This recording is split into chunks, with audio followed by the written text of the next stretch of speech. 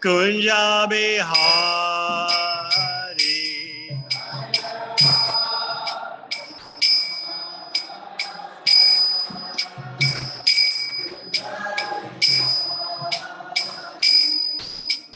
Gopi Janabal Laba Giridvaradhari.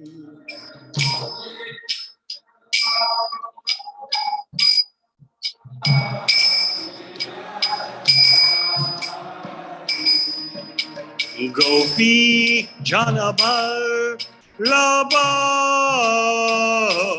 Giridvaradhari.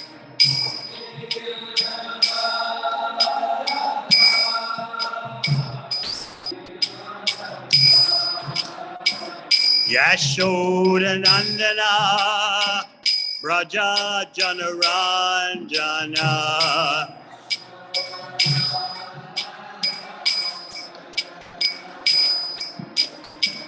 Jamuna Jira Banachari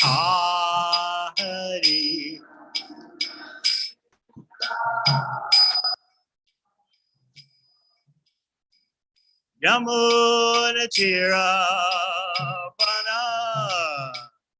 Banachari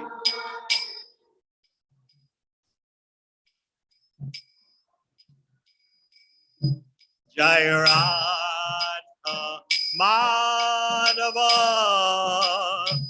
Kunja Bihari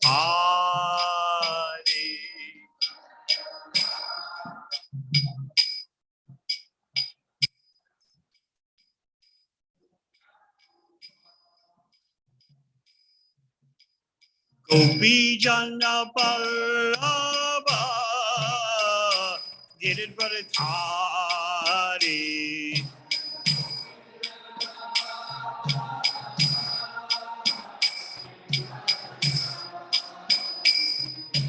Gopi Jana Ballabha Giridvaradhari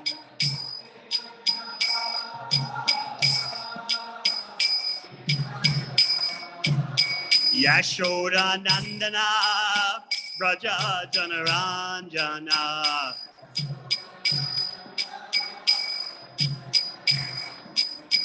Jamuna Tira Banachari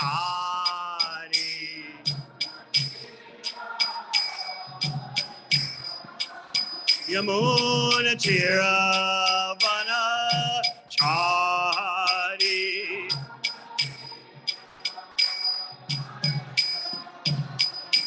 Jairadha Madhava Kunja Bihari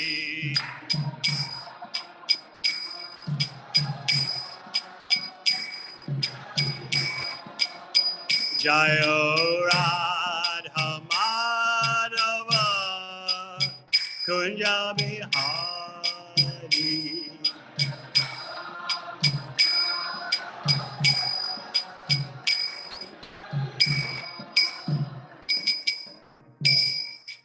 Jayam Vishabam Sabharajikachaya Stodes at the CC Mad AC Bhakti Vedanta Swami Maharaj the Prabhupada ki Jayam Vishnubham Sabharajikachaya Stodes at the CC Mad Bhakti Siddhanta Sasidako Prabhupada ki Gaura Premanandi.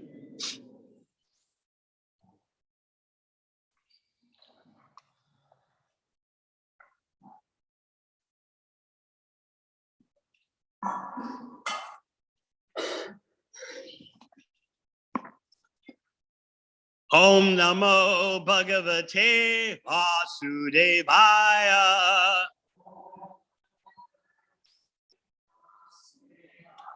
Om Namo Bhagavate Vasudevaya.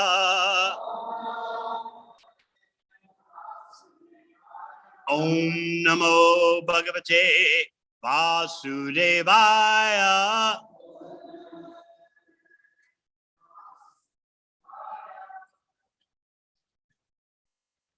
Srimad Bhagavatam, Canto 4, Chapter 12, Dhruva Maharaj goes back to Godhead, text 20. Tatranudeva Prabharao Chaturbhuja Shaimau Kashora Varunam Bhujakshano Statava Vashtabhya Gadam Suvasoso Karita Harangada Chadu Kundalo Tatranudeva Prabharao Chaturbhuja Shaimau Kashora Varunam Bhujakshano Statava Vastabhya Gadam Suvasaso Karita Harangada Chadu Kundalo Tatranudeva Prabharao Chaturbhuja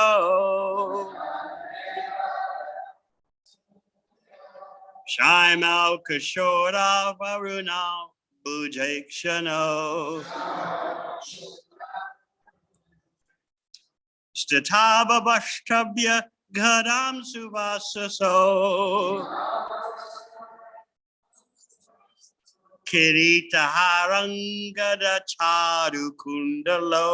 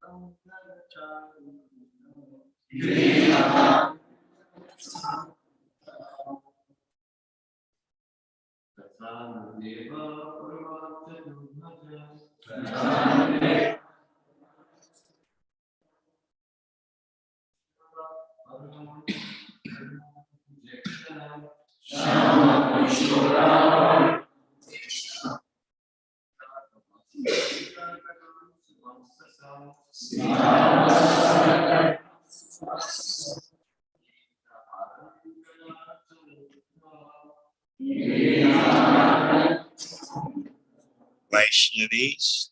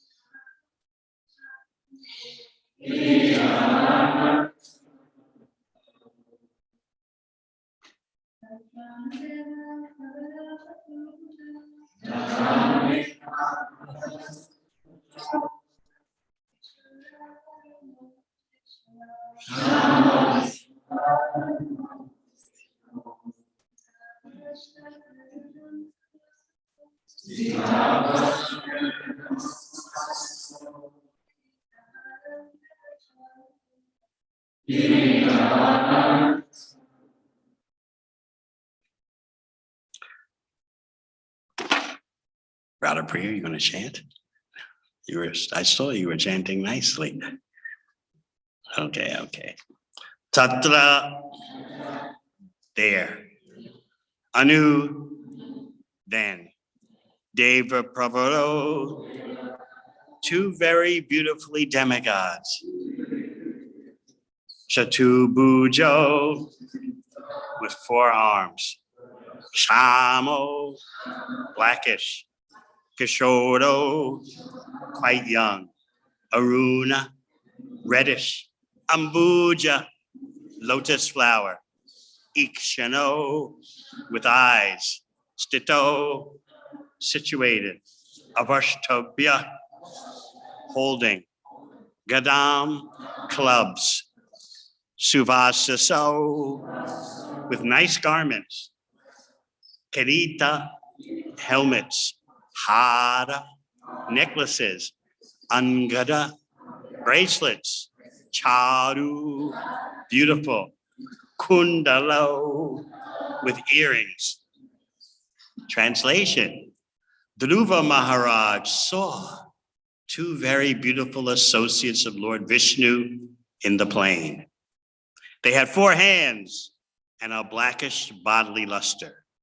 They were very youthful, and their eyes were just like reddish lotus flowers. They held clubs in their hands, and they were dressed in very attractive garments with helmets and were decorated with necklaces, bracelets, and earrings. Purport: the inhabitants of Vishnu Loka are of the same bodily feature as Lord Vishnu. And they also hold club, conch shell, lotus flower, and disc. In this verse, it is distinctly stated that they had 4 hands and were nicely dressed. The description of their bodily decorations corresponds exactly to that of Vishnu. So the 2 uncommon personalities who descended from the airplane came directly from Vishnu Loka, or the planet where Lord Vishnu lives. Translation again. Dhruva Maharaj saw 2 very beautiful associates of Lord Vishnu in the plain. They had 4 hands and a blackish bodily luster. They were very youthful, and their eyes were just like reddish lotus flowers. They held clubs in their hands, and they were dressed in very attractive garments with helmets and were decorated with necklaces, bracelets, and earrings. Om Agana Timirandasya Gyananjana Shalakaya Chakshun Militang Yena Tasmai Sri Gurave Namaha. Jai Sri Krishna Chaitanya Prabhu Nityananda Sri Advaita Gadadhara Sri Vasadi Gaura Bhakta Vrinda. Hare Krishna, Krishna Krishna, Hare Hare, Hare Rama, Rama Rama, Hare Hare. Hearing this description of the Vishnu Dutas who are coming to escort Dhruva Maharaj to Vaikuntha, you can note that, as the purport stresses, there's practically very little distinction between the appearance of the inhabitants of Vaikuntha and Lord Narayan himself. You can see this especially during the Brihad Bhagavatamrita presentation of Gopakumar going to Vaikuntha, brought by the Vishnu Dutas. He was at the gate of Vaikuntha. The Vishnu Dutas left him there momentarily to go inside and ask permission for Gopakumar's entry. In other words, whether you're in the material or the spiritual world, you just can't do whatever you want to do according to your own agenda. In the spiritual world, there's freedom in that everyone is simply concerned with service to the Supreme Personality of Godhead. In the material world, you have an illusory conception of freedom, so much so that you forget how much you are being beaten down by the conditions of material nature. Whether you're a teenager or an adult, forgetfulness is so prominent. I want to have my options. I want to have my choices. I want to do my thing and be fulfilled. And you forget how you're so shackled by material nature. In the spiritual world, there is simply complete agreement that everything is for the pleasure of the Supreme Personality of Godhead. So even Gopakumar going to Vaikuntha, he's waiting at the puras, these pavilions outside the gate, as the Vishnudutas go in and make sure that Gopakumar has the credentials. He has the street cred. So while Gopakumar is waiting for the Vishnudutas to come back with their security clearance, he sees these most extraordinarily, inconceivably beautiful personalities, one after another, approaching and going through the gate. And Gopakumar thinks each one is the Supreme Personality of Godhead Narayan. He bows down and overwhelmed with humility and overwhelmed by their beauty. And these personalities look at him like, what are you doing? We're just servitors. Some of them block their ears because Gopakumar is praising them. Oh, Supreme Personality of Godhead. Oh, Lord of Lords. So they're blocking their ears like, this Prabhu needs some education. And then they go inside. And it seems that each successive person that Gopakumar sees entering the gate looks more opulent than the preceding one. But that's because his eyes, his vision is becoming adjusted to the opulence of Vaikuntha, which is always increasing. And also, different residents of Vaikuntha, Sanatana Goswami explains, reveal different degrees of their opulences.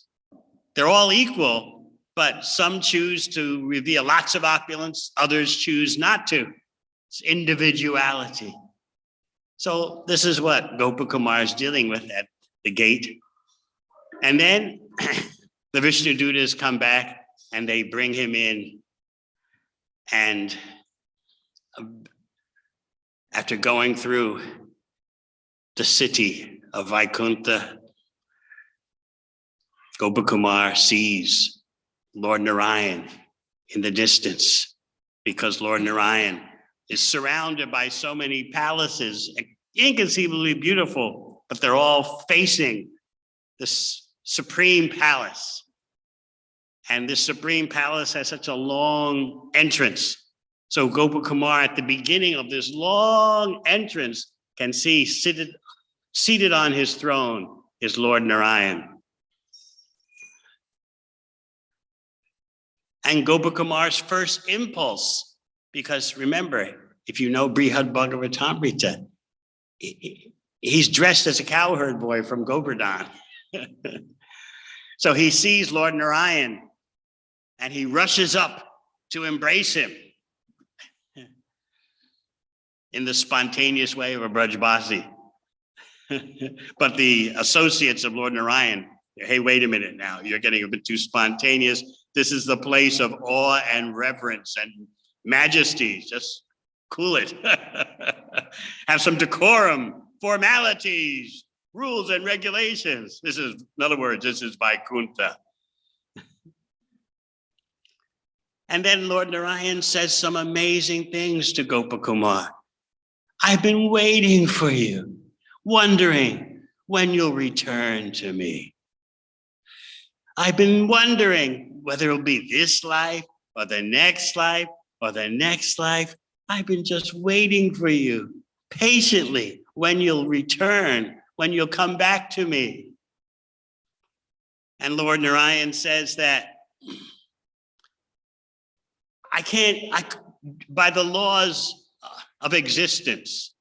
I can't interfere with your independence. Therefore, I had to wait until you chose to turn your head toward me again. But at the same time, I broke those laws of existence by having you take birth in Govardhan, so that by your environment that you grew up in, you would be inclined toward me. So here you see that the Supreme Personality of God, it is acknowledging that I don't interfere with the living entity's independence, but then again, because I'm a person, sometimes I do. And you can see that particularly when Krishna comes as Sri Chaitanya Mahaprabhu. He's actually interfering with everyone's independence by freely distributing love of Krishna, the opportunity to love Krishna. Normally, you don't get this opportunity. A nice example that Srila Prabhupada would give is of a sun shower. You have lots of those in New Zealand. The sun is out, shining brightly. The sky is blue with some nice white clouds, but they're not blocking the sun. It's a beautiful day, and then suddenly comes a shower. So that example is given to show you that there seems to be no cause for the rainfall, ordinarily speaking. Similarly, there's no cause for Lord Chaitanya's mercy in our receiving of it. But it comes seemingly out of nowhere, seemingly against the laws of even Krishna, who is very strict in Bhagavad Gita, and says, first you surrender, and then you can have the bhakti experience. But Chaitanya Mahaprabhu, as you know, just gives out the taste. Taste this nectar, and then later we'll discuss about the terms of surrender. So Lord Narayan tells Gopakumar, there are the laws of existence. I follow them, but then again, I broke them. I follow them in that I don't interfere with the independence of the living entities. Why? Sometimes people say, why doesn't Krishna just force me to be Krishna conscious? Just make me perform bhakti. But who wants, as we often explain, who wants that kind of love? Everyone wants voluntariness, voluntarism, volunteerism. Everyone wants that freedom to have been chosen. So Krishna, as we often explain, is the supreme enjoyer. He knows what is real love and what is the kind of love that's unacceptable. Real love means you're chosen.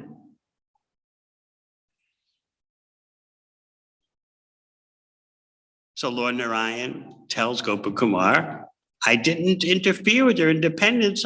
It was not easy for me watching you birth after birth go through material existence. I kept wondering whether you'll turn to me in this lifetime or the next lifetime or that lifetime. But then again, I did break my own laws a bit by having you take birth in Govardhan, favorable circumstances for your reviving your bhakti. So in Vaikuntha, Gopakumar notices that everyone, practically everyone, looks exactly like Lord Narayan, and you really can't tell the difference. He was getting confused. He was, again, bowing down to everyone and praising everyone. Oh, Deva, Deva, Lord of Lords. And then the inhabitants of Vaikuntha explained to him, there are some distinguishing features of Lord Narayan. He has that Srivatsa, that tuft of white hair on his chest. You can tell him in that way. Because simply by the number of arms, you can't tell who is Vishnu. You may think like that you just count the number of arms. If he's got 4 arms, he's Vishnu. But there's so many personalities you'll read about in Bhagavatam, like Kartavya who had thousands of arms. Banasura had thousands of arms. Doesn't mean they're the Supreme Personality of Godhead. So you just can't go by the number of arms. So Gopakumar was taught that there are some very subtle distinguishing characteristics. And that's important to know in Vaikuntha, because so many persons there have the liberation of sarupya, the liberation of having the same bodily features as Lord Narayan. So gradually Gopakumar learns the ropes and learns how to distinguish. But then again, in Vaikuntha, he notices that there are other creatures. There are creatures that don't have four hands. There are horses and dogs and cows and insects, even worms. So are these creatures in the mode of ignorance, like in the material world? No, they are devotees who take those forms for service to the Supreme Personality of Godhead. Whether a worm or a horse or a cow or an insect, these are devotees who are serving in that way. Everything about Vaikuntha means service. So we might as well get used to having a hunger for service. Then we're approaching the spiritual world. As soon as we start to resent service, oh, it's a botheration. Oh, devotional service, you've got to deal with devotees. That's the only bad part. We've got to watch that. Just like in any human relationship, you can become callous, insensitive, and take things for granted. And then you have to revive the relationship. Families know you need to go on a family vacation, a second honeymoon, or you ever had a first or something. Get to know one another again. So when we become callous toward devotional service, when we become unattracted to hearing and chanting in front of the deity, then we've got problems. Because in Vaikuntha, our real home, everything is based on service to the Supreme Personality of Godhead. Even devotees will take the form of worms, insects, horses, whatever, just to please the Supreme Personality of Godhead. A technical detail is some of them still have the liberation of Sarupya because they were attached to sages and rishis like Lord Kapila Dev, so they took the form of a rishi or sadhu. Others were attached to Lord Matsya, so they took a form of a fish. That's their sarupya, that's their liberation of having the same form as the Supreme Personality of Godhead. So Gopakumar is seeing all this. And he's really absorbed in the Vaikuntha Bhava. But he can't get Braj out of his system. And sometimes, because he's always dressed as a cowherd boy, the residents of Vaikuntha, actually, at one point, when Gopakumar was being flown by the Vishnu Dutas to Vaikuntha, they told him, you're looking like a cowherd boy. We can do something about that. You should, take that liberation of Sarupya and have the same form, the same looking form as Narayan, like we all do. But Gopakumar couldn't do that. Nah, I'm just a cowherd boy from Govardhan. I'd like to stay that way. So there he is in Vaikuntha, and he's trying to blend in. And Lord Narayan appreciates Gopakumar's flute playing. Gopakumar has his cowherd boy flute, and he plays for the pleasure of Lord Narayan. And sometimes Gopakumar starts chanting Braj bhajans, equivalent of like Yasumati Nandana Braja Gokula Ranjana Kana, and calling out to Lord Narayan, hey Gopal, hey Govinda.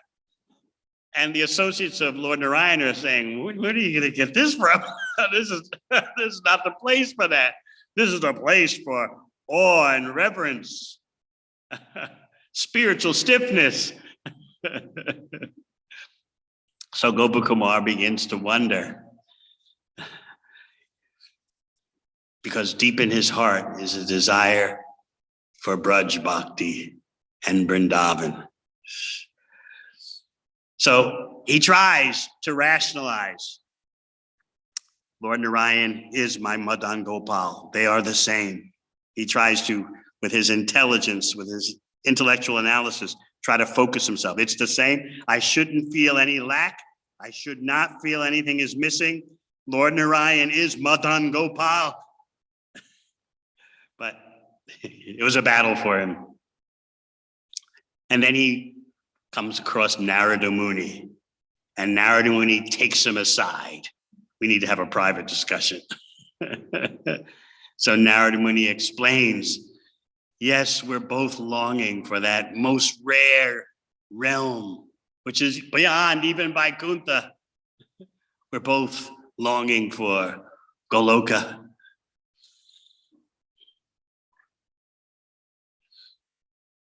So you see that even in Vaikuntha, there can be longings to go to the topmost realm of the spiritual world. Hearing about Dhruva Maharaj going back to Godhead should make you very destination conscious. That's a basic principle of bhakti. Every beginner should be concerned. Where am I going? Because you are going places. By the influence of time, you are being carried along. Whether you are 15 years old,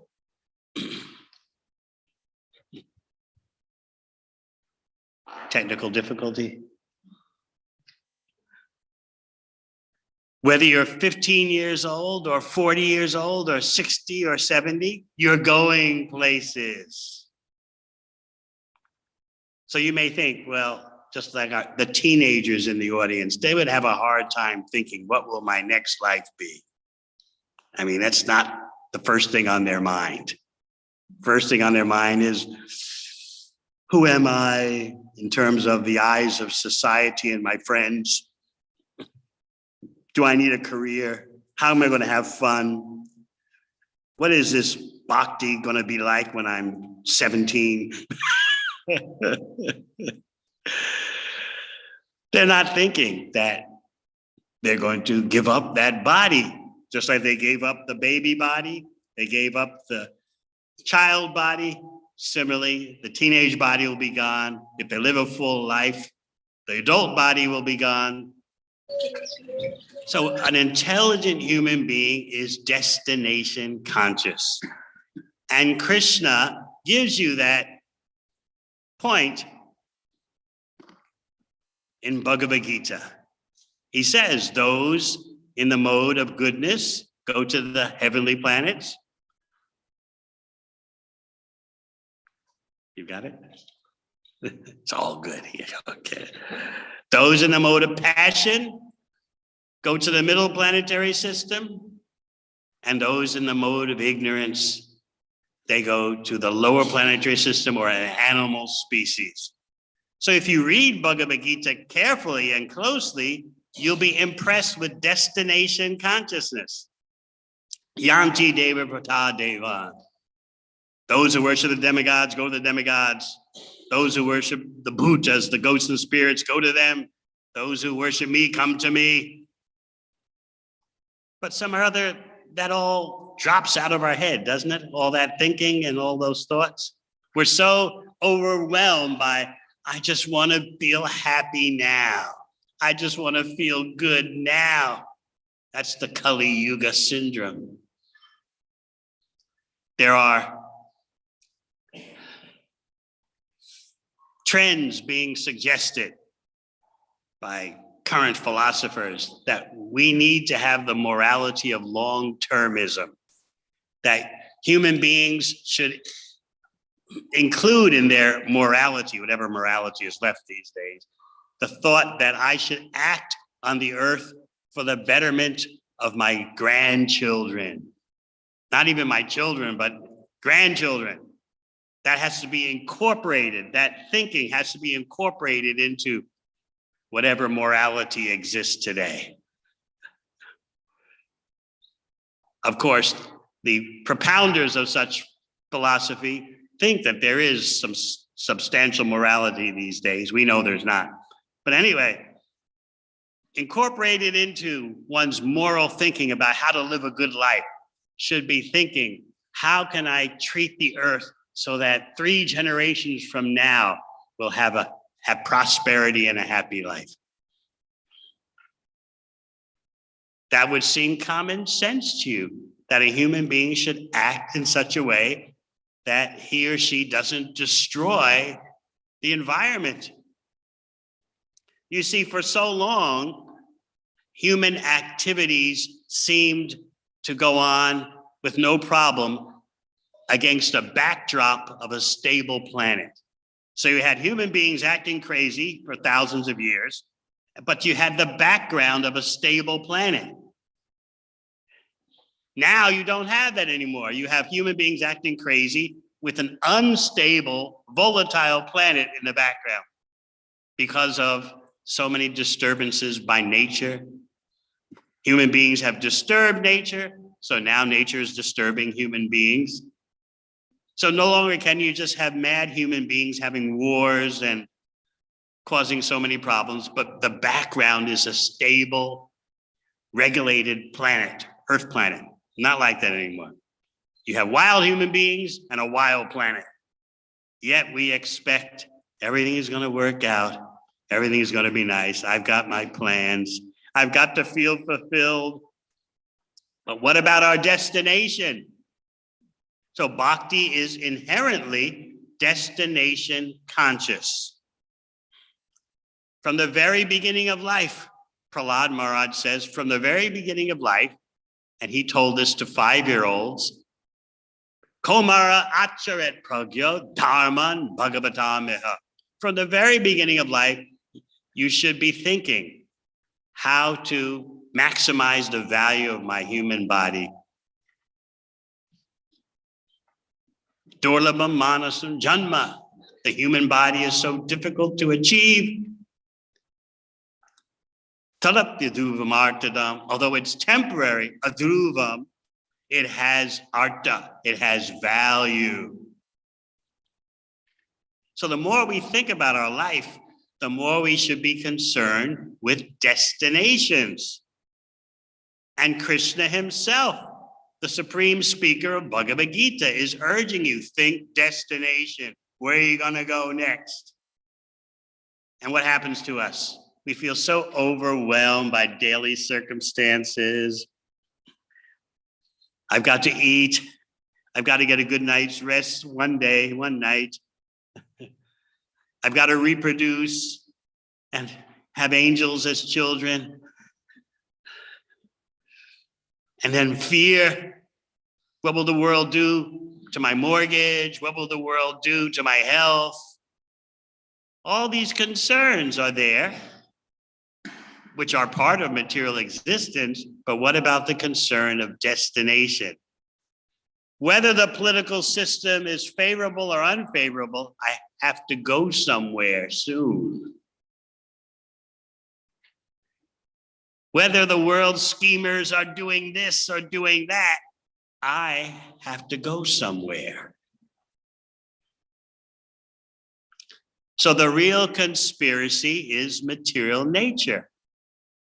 I like the example Prabhupada gives. He says, you don't understand that material nature is operating on you. It's like you're on the operating table and you've been how do you say?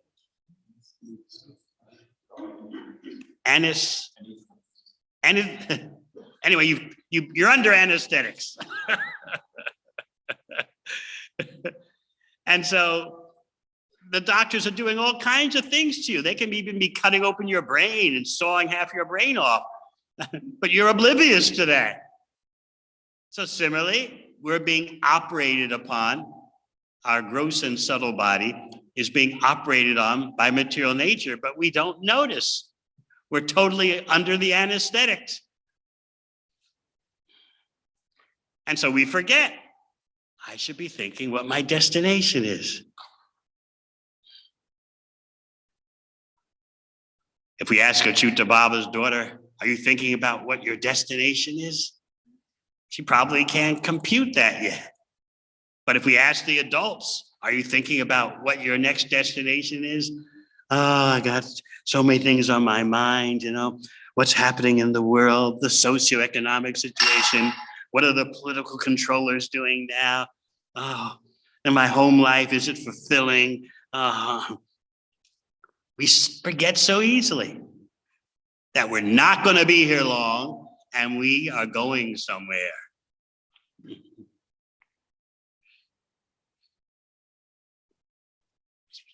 Just like you're going to visit someone, let's say you've landed at the Calcutta airport and you need to ride in the car to Mayapur.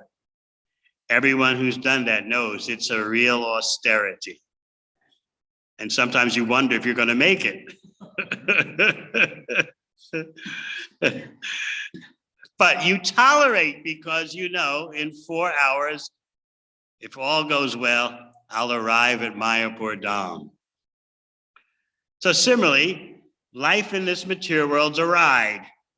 And there are lots of bumps, lots of potential dangers, just like on my way to New Varshan yesterday. Julian Yatra Prabhu was driving and there's a road with 2 lanes, one going one direction, the other lane going the other direction. And so we rounded a bend.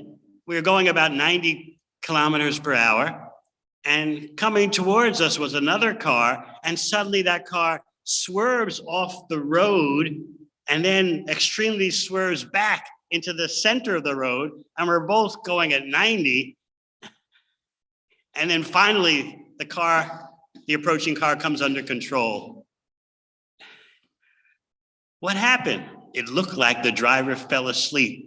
And so the car went off the road, and suddenly the driver woke up and yanked the wheel into the center of the road. And meanwhile, we're coming at 90 kilometers per hour. So that could have been it. Those things happen to everyone and anyone, but we push it out of our mind because we got things to do in this world. We've got children to raise. We've got money to be made. We've got mortgages to be paid. And we've got crafty politicians. We have to endure what they're doing.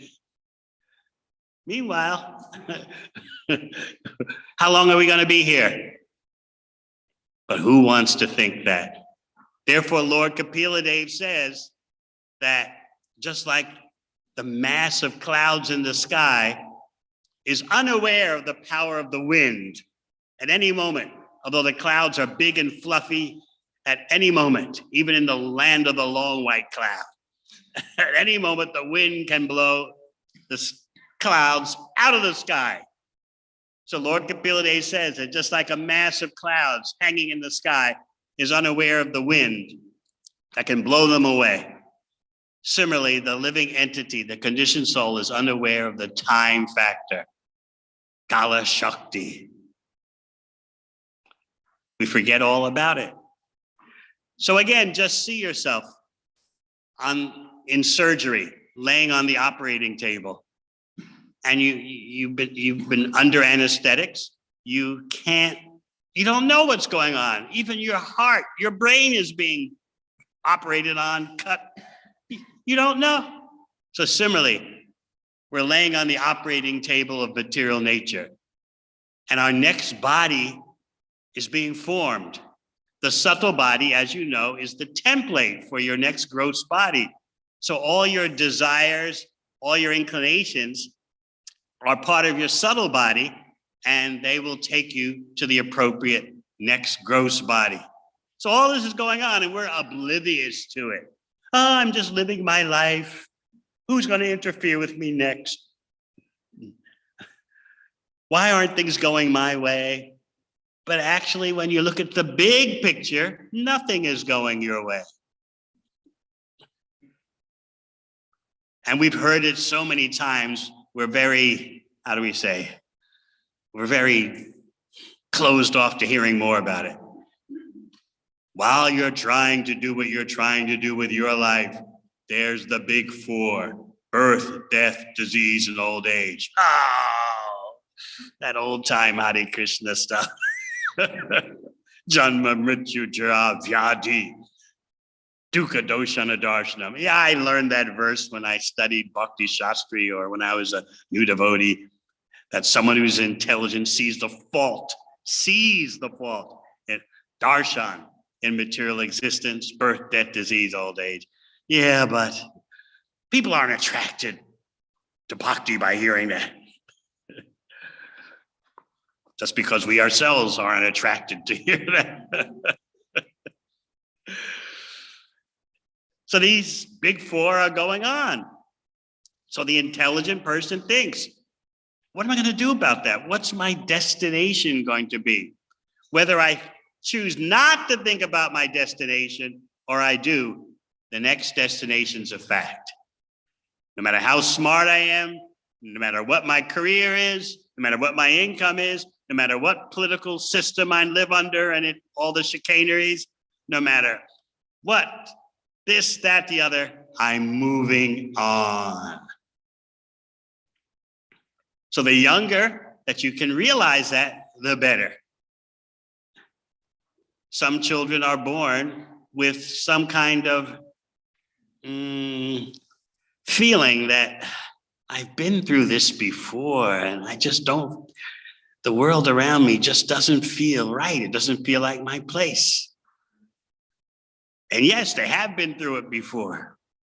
But then you become socialized as you age, as you go from childhood to youth, you become socialized.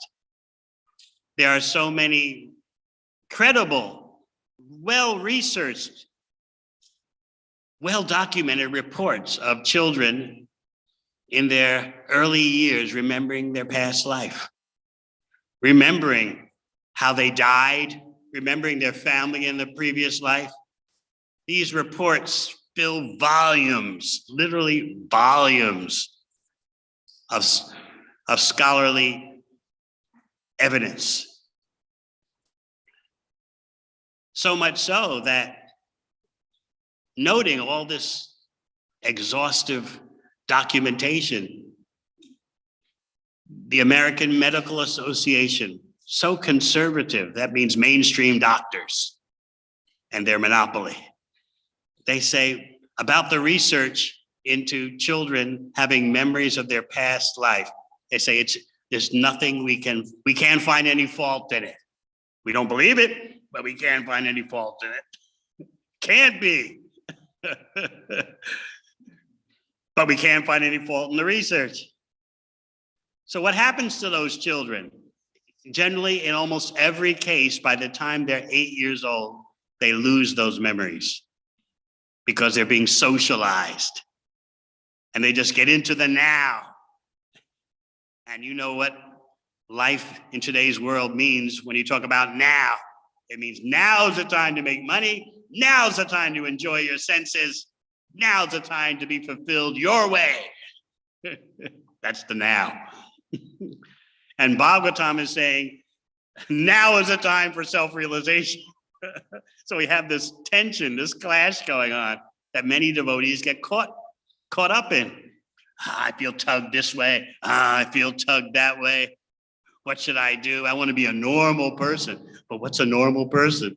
I want to live a normal life. What's a normal life?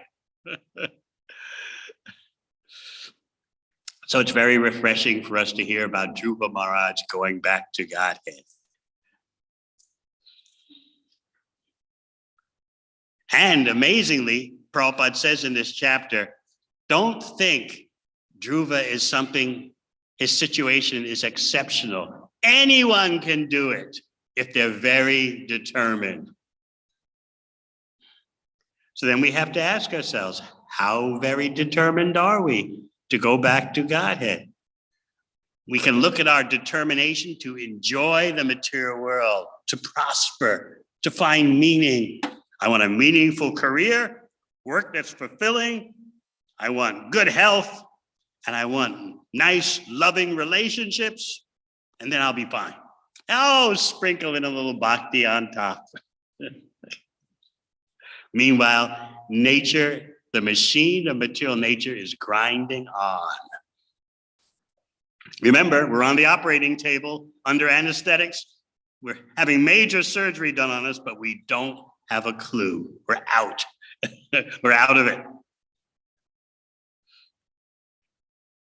So it may sound surprising to hear that Dhruva Maharaj actually is not an exceptional case in that this was possible for him, but not for us.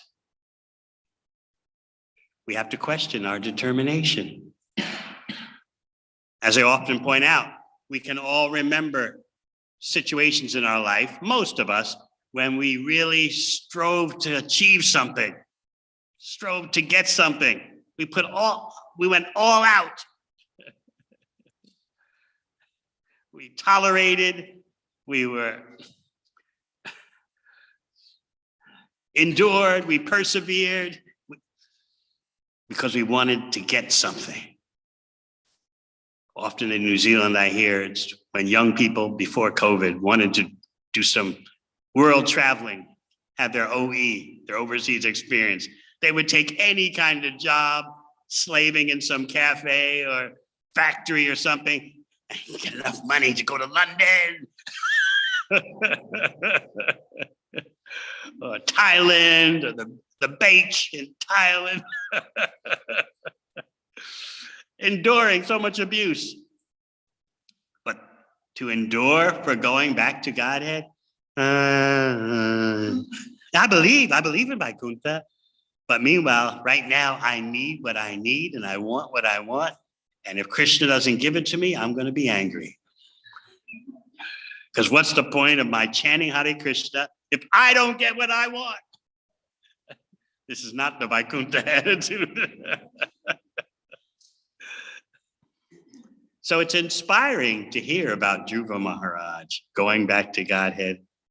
And those who have sufficiently read Srimad Bhagavatam and Chaitanya Charitamrita can read about Gopakumar in Sanatana Goswami's Brihad Bhagavatamrita. You have a beautiful BBT version of that.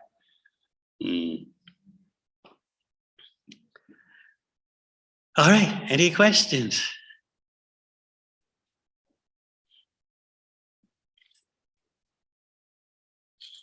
Yeah. Thinking about Gopakumar's travels, was he actually in one place and experiencing these realms of Krishna consciousness in his meditation? He's actually being transported, just like you'll read in the second volume that he went through the universe as high as Lord Shiva's abode, and then the Vaikuntha Dutas came and got him from Lord Shiva's abode and took him back down to Boma Vrindavan. And then from Boma Vrindavan, they later came and took him on up through the universe. And you can read about Gopakumar being flown past all the various realms of the universe. Even the heavenly planets, even the sages, even Indra, they're all offering obeisances and they're showering flowers as he's going on up through the coverings of the universe, past the abode of liberation. So he's actually journeying.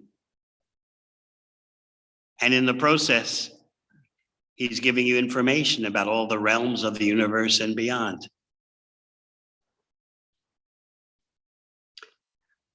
Yes. So the devotees who are serving in Vaikuntha, in animal insects body, do they always remain in their body, or they can change the body? They can change according to the need to serve Krishna, their desire to serve Krishna. That independence is there in Vaikuntha, in the spiritual world in general. You can serve Krishna according to your desire. And that desire is always wrapped up in what is the pleasure of Krishna. Whether Krishna is Lord Narayan or Swayam Bhagavan himself, Govinda. It's a twosome. You have your independence. I'd like to serve Krishna in this way and give pleasure to Krishna in this way. And this will actually give Krishna pleasure. This is what Krishna would want. It's a twosome.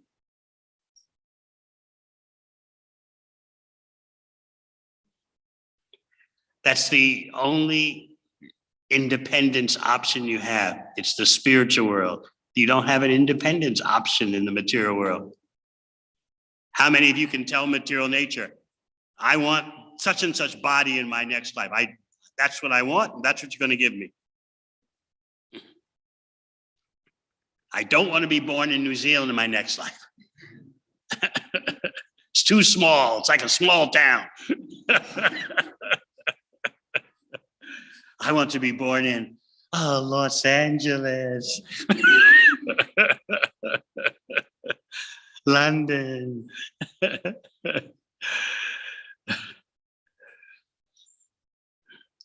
You may want, but material nature is not under your control and will not fulfill your request in the way that you want. You're attached to a certain place. That can be your next destination, but what kind of body will you have in your next life in that destination that you want? But in the spiritual world, because you have pure desire, otherwise you wouldn't be in the spiritual world, you can choose. Krishna wants pleasure in this way. Let me be that. Therefore, even in Vaikuntha, Sanatana Goswami explains, some devotees look like demons. Some look like demigods. They have those kind of bodies to give pleasure to the Supreme Personality of Godhead. It's inconceivable to us, but that's what goes on. Some have all types of bodies with thousands of arms. It's all variety to give pleasure to the Supreme Lord. Yes.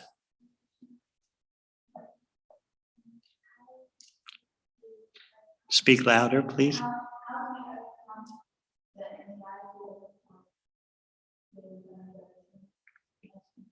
How do you overcome the anxiety of what?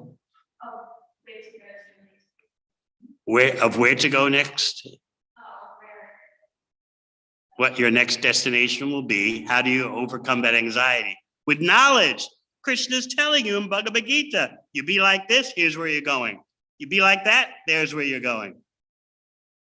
So with knowledge, you overcome that anxiety. You act on the knowledge, and that way you shape your future. Otherwise, you leave it up to material nature, and who knows what you'll wind up as or what you'll be. So Krishna is giving you the greatest opportunity, the greatest freedom. And what do we say? Oh, not now. I got some things I got to go through, some experiences I need.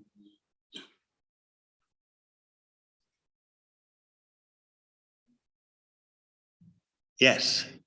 Thank you for the class. You were saying how Narayan was saying that Gopalnar that he interfered with his birth because he couldn't resist and without Interferes with the laws of existence that Lord Narayan says even he follows most of the time.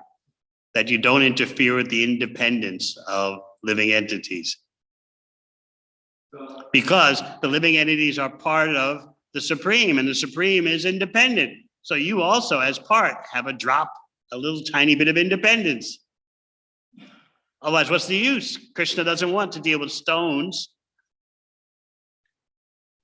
So how often does Krishna interfere with devotees, subtly interfere with devotees' birth in general? What do you mean by totally? Subtly. How often does Krishna subtly interfere?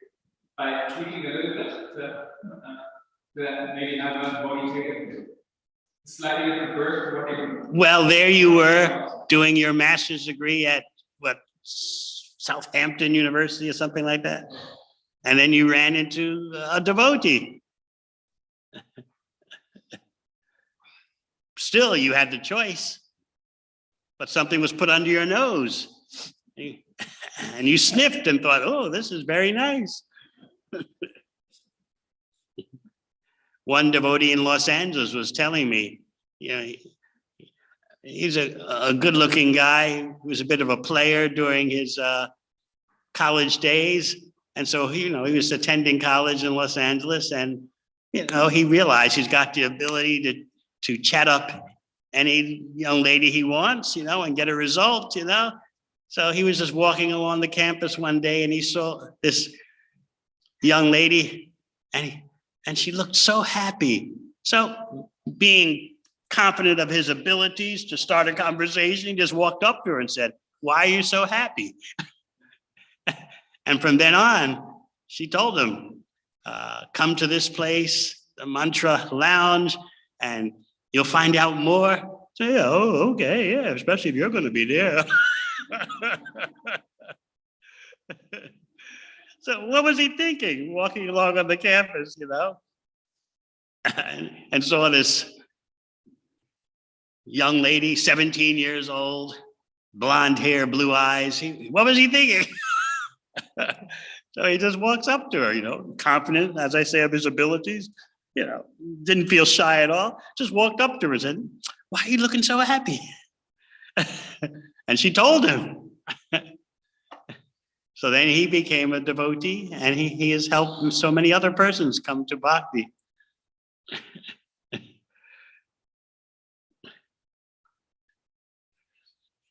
So as Lord Chaitanya, that's Krishna with his hand on the scale, with his foot on the scale, predisposing. Still, so many persons come to bhakti, not all of them stick it out.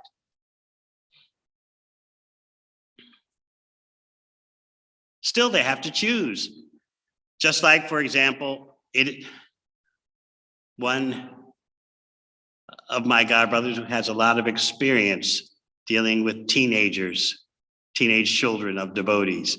He said, it's one thing to be born in the Hare Krishna movement, but later, at some point, you have to choose to be in the Hare Krishna movement. So often we confuse those two things. I was born, or devotees look at such children and say, "Well, you were born to Sachi Sutta. I mean, come on, get it together." Did you like hearing that at first? Not so. When devotees would tell you, you have such an opportunity I didn't have, and you didn't like hearing that all the time, right? Just leave me alone, let me live my life. You got fried out serving Maya and then came to bhakti, so let me get fried out too. So this devotee was saying that it's not only that the children have to be born to devotees, they have to also choose to be devotees. And at some point, they have to make that choice. But they have all the circumstances of predisposition. And of course, it's the parent's responsibility to give them those circumstances of predisposition. But at some point, the child has to make a conscious choice. I've told you before about this son of a devotee in Los Angeles, and he hit his teenage years, and things happen. So he was off at the university, about 2 hours from home, and living the university life. But then, without telling his parents, who thought, well, he's just into material life, he's going to have to come to bhakti his way, hopefully before he gives up his body.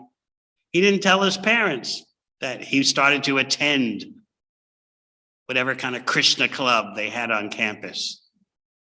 And he did that for a couple of years. In the USA, your bachelor's degree is 4 years, not 3 like you have here. So he graduated, and his father sat him down to have a father and a son talk. All right, son, you finished school, and so now it's time to face the realities of work, occupation. What do you want to do? And the son looked at him and said, I'd like to be a brahmachari. Inside, the father was a lawyer. So inside, he was like, what? I can't believe my ears. But externally, he was very composed. Really, son, is that your own choice? Yes, father. I'd like to be a brahmachari. I think that's the way to go, at least for a few years. The father kept a straight face, poker face. Son, you know that your mother and I will back whatever choice you make. Yeah, he's a real straight face. We just wanted you to do what you think is best. We don't want you to feel forced in any way. Oh, father, I don't feel forced. This is what I want to do. All right, son. Your mother and I will certainly support this decision because it's yours. Yes, father, it's my decision. So then the son leaves the room, goes to some other part of the house, and the father, what does he do? Immediately gets on the phone to his godbrothers. Haribo, Haribo, my son wants to be a devotee. I can't believe it.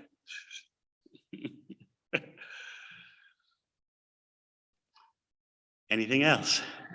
Prana, do you have any comments on this phenomenon? Very topical. Coming back into the community after being away for some time, and interacting with teenagers and students that were in school that grew up in the community. Seeing some choose to be devotees and others choose to stay on the side for some time and take it easy.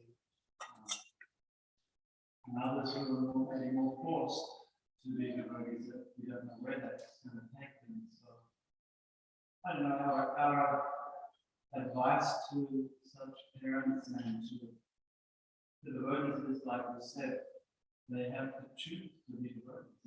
They have to join the Hare Krishna, and they can be forced to be in the Hare Krishna movement. Rather than say the bhaktis can't be forced. And so we have to really accept that and take the back seat maybe, and given the predisposition for their choice, that it's really up to them. Yes, they have to choose, and that may not be right away.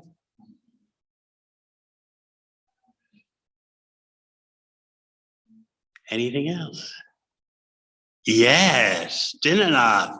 I haven't had a question for you from you in a long time.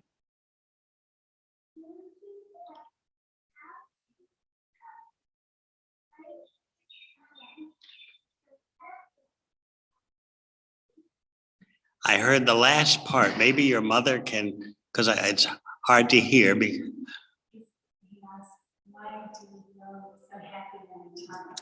Why are we? He asked, why do we feel so happy when we chant the holy name? You are chanting? Very good. Does your mother chant? She can tell me. I won't tell anyone. What about your father? Does he chant? Drop them in. We feel happy when we chant because we're associating with Krishna when we chant Hare Krishna. Krishna is the same as his name. So the more attentively that you chant, naturally you're going to be happy, even in danger.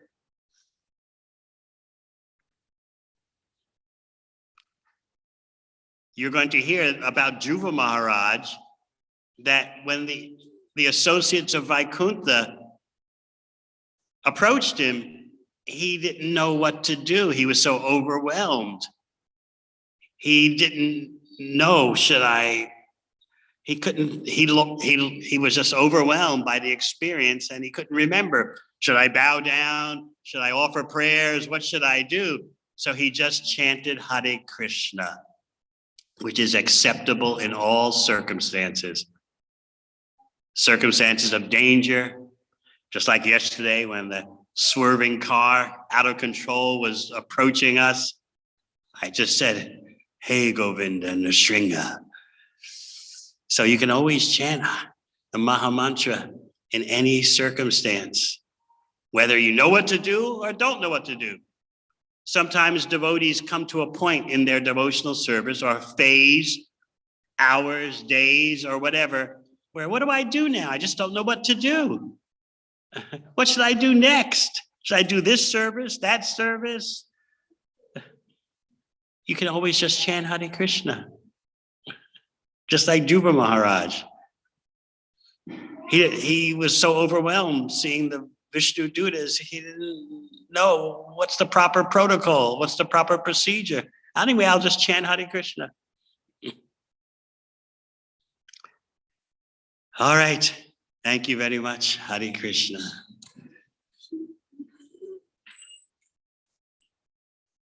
Devamrita Swami I SB.